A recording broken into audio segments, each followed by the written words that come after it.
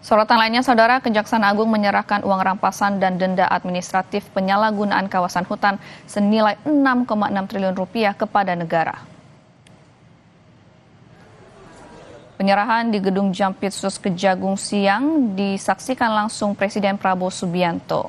Presiden mengingatkan penegak hukum untuk menindak tegas korupsi dan pencurian kekayaan negara. Presiden menegaskan kekayaan negara ibarat darah yang mengalir dalam tubuh. Jika darah terus-menerus bocor, maka tubuh akan kolaps atau tumbang.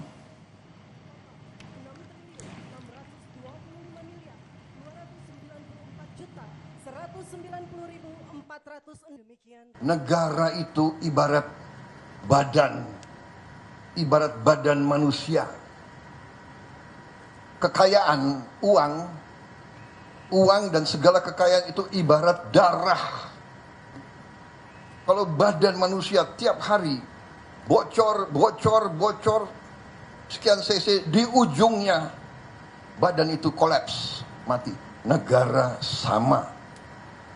Di ujungnya kekayaan kita bocor, dirampok, dicuri, laporan palsu, under invoicing, pejabat disogok.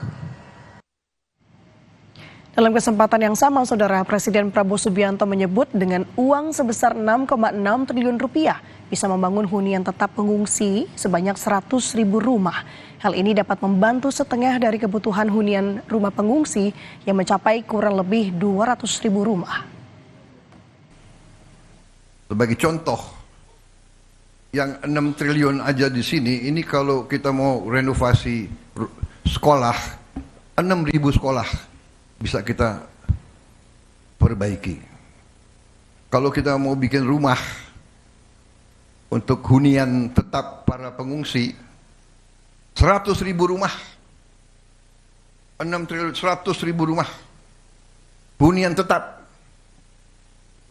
Padahal kebutuhannya berapa ya untuk bencana 3 provinsi ini? Ada yang kuasai angkanya, kurang lebih berapa? Mendekati 200.000. Dengan ini saja 100.000 sudah terbayar.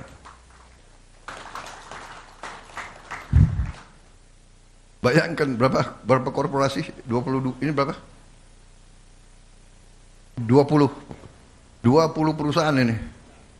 20 perusahaan. Ya. Ingkar, tidak mau memenuhi kewajiban mereka.